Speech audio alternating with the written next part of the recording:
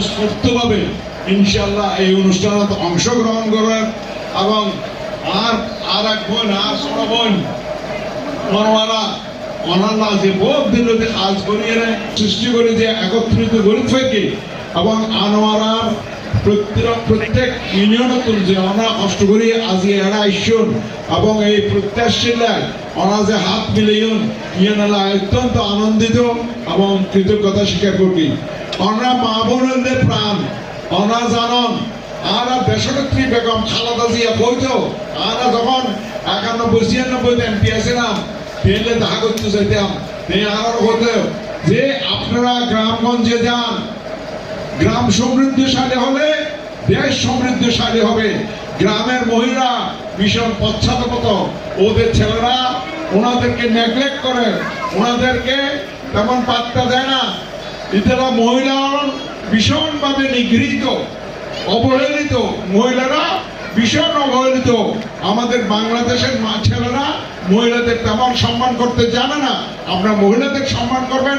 মহিলারা সমৃদ্ধশালী হলে আজকে দেশ সমৃদ্ধশালী হবে। যার কারণে আজকে আপনারা জানেন আমাদের দেশনায়ক, আমাদের প্রধানমন্ত্রী খালেদা জিয়ার উত্তরসূরি বর্তমান প্রধানমন্ত্রী তারেক রহমান শেখ আজকে মহিলা কার্ডের প্রবর্তন করেছেন। ঠিক আছে, শুনেছেন তো ইনশাআল্লাহ?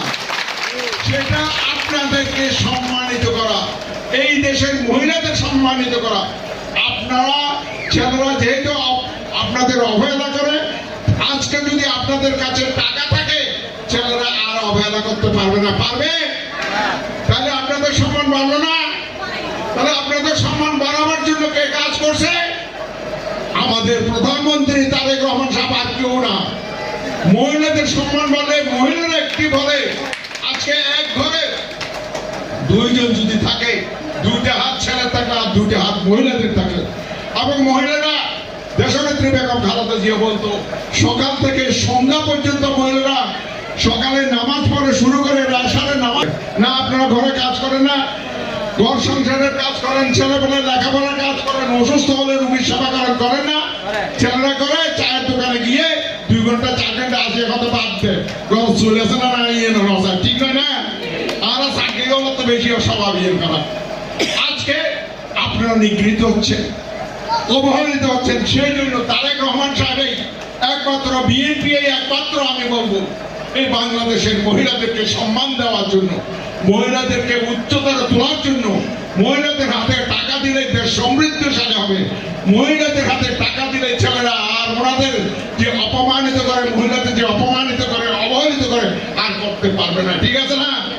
ইনশাআল্লাহ এইভাবে আমিও আপনাদের কাছে আছি, আপনাদের সাথে থাকবো এবং আমার এলাকার আনোয়ারা কর্ণফুলীর সর্বস্তরের মহিলাদের যাতে সম্মান আগামী দিনে বৃদ্ধি পায়, তাদের সমৃদ্ধিশালী হবে।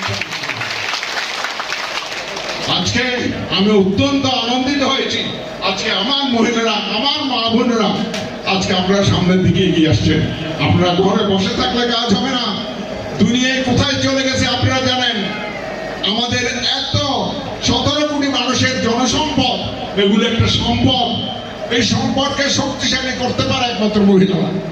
ছেলেদের ঠিক মতো লেখাপড়া করে, মেয়েদের ঠিক মতো লেখাপড়া করে, সমৃদ্ধিশালী হলে দেশ সমৃদ্ধিশালী হবে ইনশাআল্লাহ। আমার দেশে আনোয়ারা কর্ণফুলী চাকরি বাকরি মেয়েদের কোনো অভাব নেই। আপনাদের কোনো মেয়ে আসলে আমি সর্বাগ্রে তাদের চাকরির জন্য ব্যবস্থা করবো। ঠিক আছে? মেয়েদের লেখাপড়া করবেন, মেয়েদের ঘরে বসে রাখবেন না। স্কুল কলেজ আছে, সমস্ত লেখাপড়া করান ইনশাআল্লাহ। বিগত 30-40 বছর আপনারা আমাকে ভোট দিয়েছেন। আমি চেষ্টা করেছি, আগামী তো ইনশাআল্লাহ আপনাদের সামনে কথা দিয়ে যাচ্ছি। আমার মা বোনদের